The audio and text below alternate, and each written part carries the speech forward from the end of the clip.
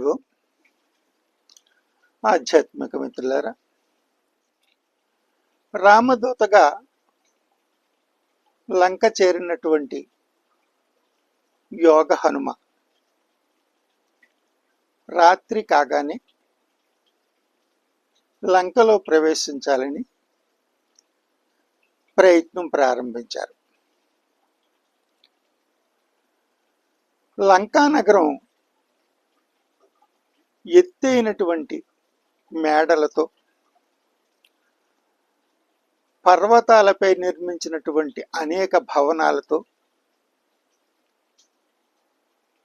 మహేంద్రుని యొక్క అమరావతిలా దర్శనమిస్తూ ఉంది. వీటన్నిటికీ బయట బంగారు ప్రాకారం లంకా నగరం చుట్టూ వ్యాపించి ఉంది. దానిని చేర్చి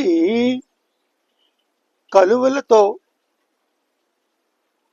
నిండినటువంటి సరస్సుతో కూడిన అగర్త ఉంది. హనుమ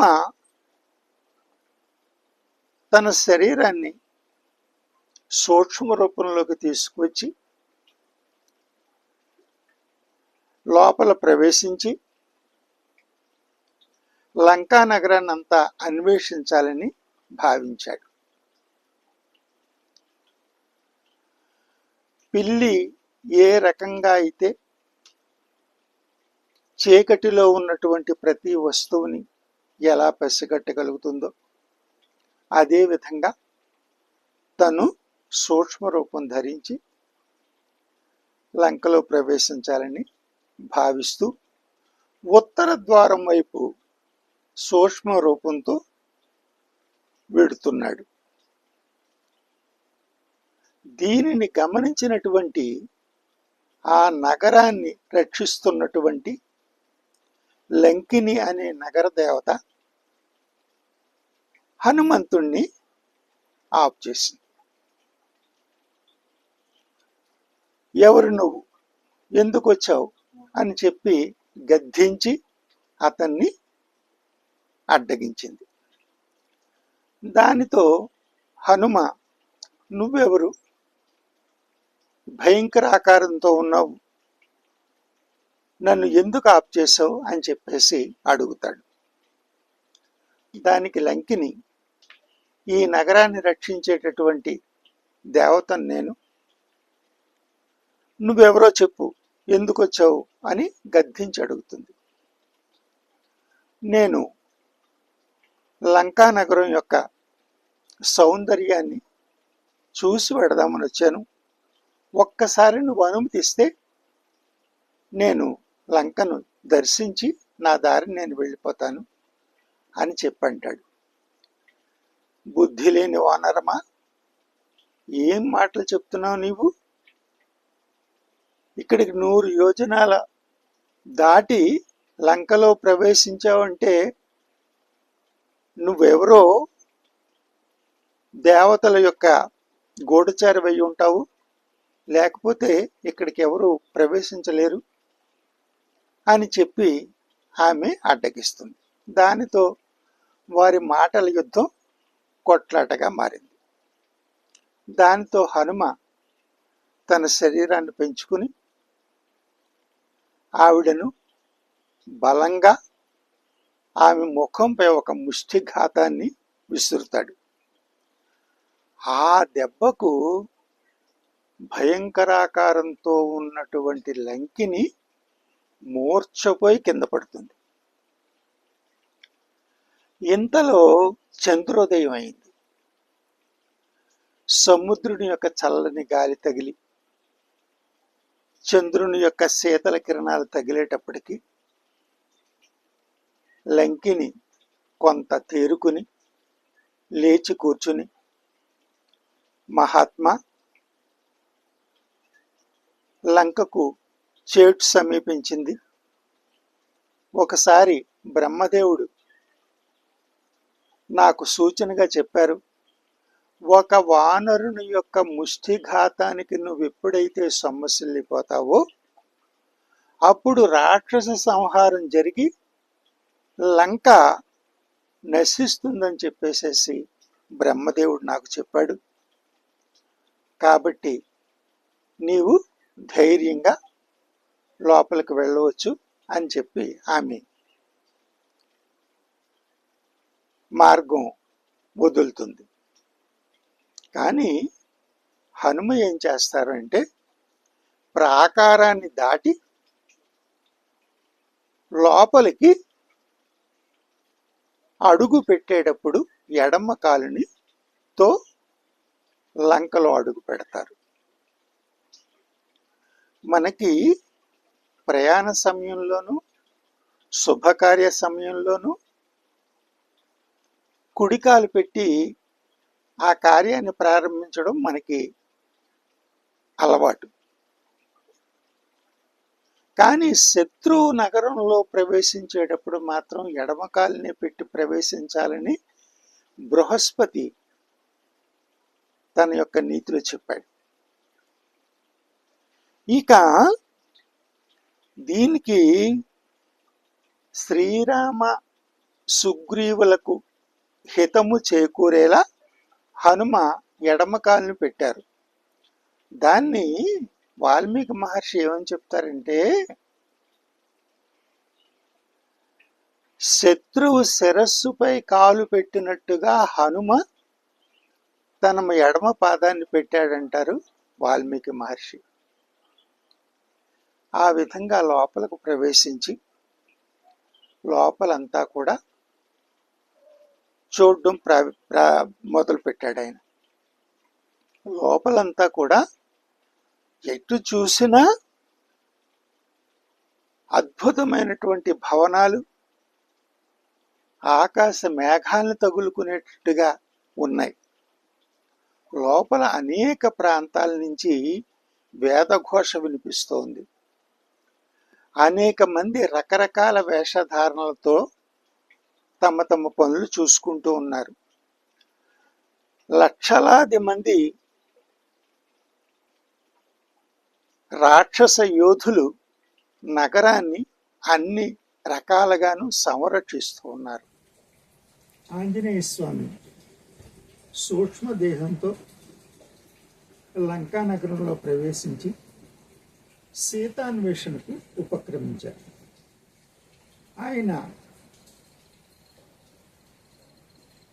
ఒక భవనం నుంచి మరొక భవనం పైకి దూకుతూ నెమ్మదిగా అనేక భవనాలను చూస్తూ పర్వతంపై ప్రత్యేకంగా నిర్మించబడి ఉన్నటువంటి దశాననుని యొక్క సుందర భవన సమూహం దగ్గరికి చేరుకున్నాడు. అవన్నీ కూడా బంగారంతో నిర్మించబడి ఉన్నటువంటి భవనాలు, సువర్ణ తోరణాలతో ఎంతో గొప్పగా అలంకరించి ఉన్నాయి. ఆయుధాలు ధరించినటువంటి ఎందరో వీరులు ఆ ప్రాంతాన్ని సంరక్షిస్తూ ఉన్నారు. ఒక్కొక్క రావణుని యొక్క బంధువర్గం ఉన్నటువంటి ఒక్కొక్క భవనాన్ని చూసుకుంటూ అతడు అన్ని చోట్ల వెతుక్కుంటూ ముందుకు అలా పెడుతూ ఉన్నాడు. ఈలోగా చంద్రుడు బాగా పైకి వచ్చాడు. అర్ధరాత్రి కావస్తోంది. అందరూ కూడా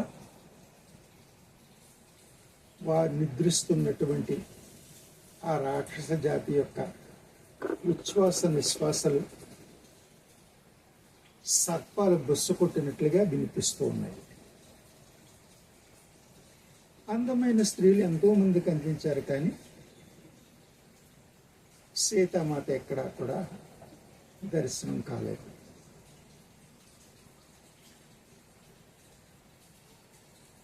ఇక రావణుని యొక్క అంతఃపురంలో ప్రవేశించడానికి ఆయన కాపలా వారిని ఏమార్చి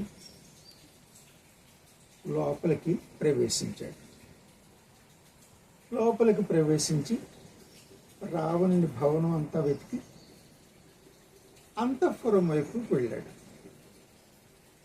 అంతఃపుర భవనంలో అక్కడంతా కూడా రావణుని మెచ్చి ఆయన్ని వివాహం చేసుకున్నటువంటి ఎందరో సుందరీమణులు ఆ అంతఃపురంలోని భవనాల్లో ఉన్నారు.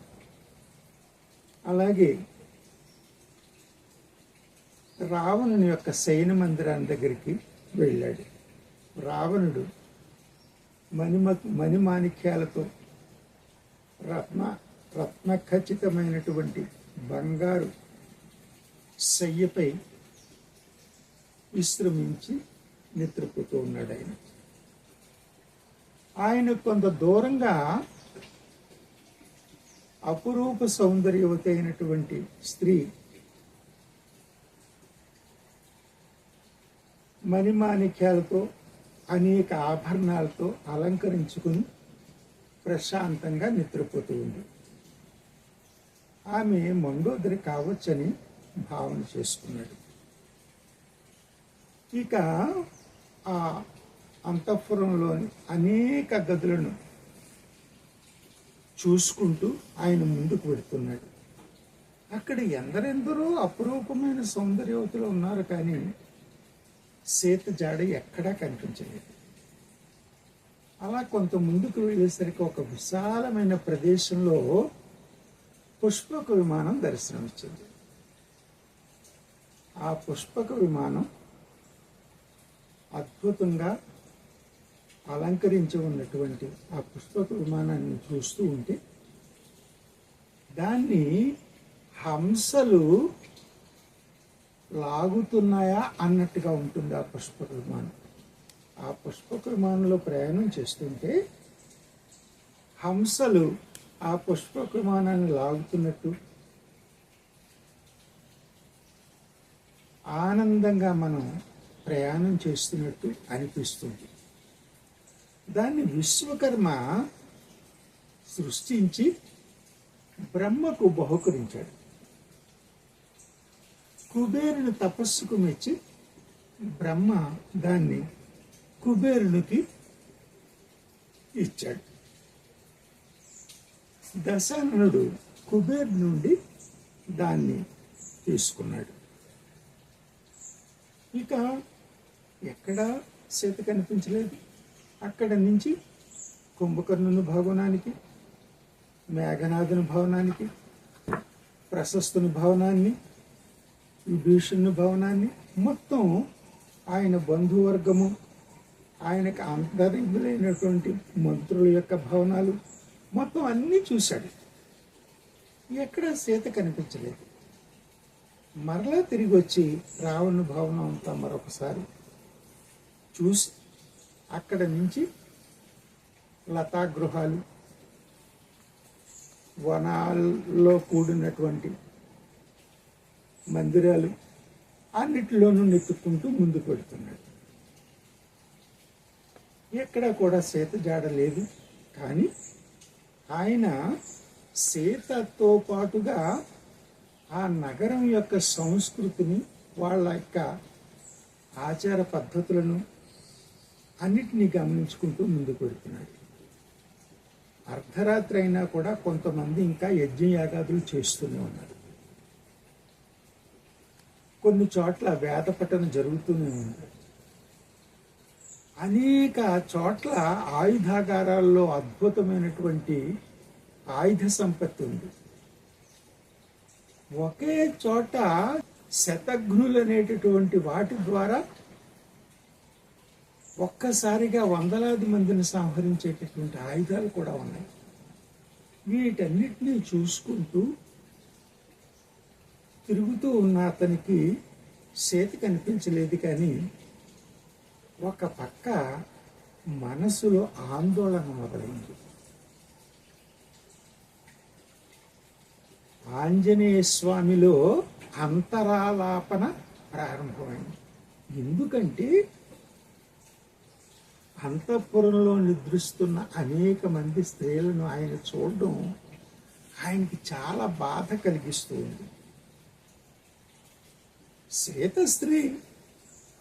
స్త్రీని స్త్రీల మధ్య వెతకాలి కదా అని సర్ది చెప్పుకుంటున్నా, అయ్యో ధర్మహాని కానీ జరగలేదు కదా అని చెప్పి అనుకుంటూ అలాగ ఆలోచిస్తూ కొంత సమయానికి నేను ఈ యుగ సమస్యను పరిష్కరించడం కోసం సీతాన్వేషణకు వచ్చాను. అందుచేత నేను ఏ తప్పు చేసిన వాడిని కాదని ప్రశాంత చిత్తుడయ్యాడు. హరి ఓం.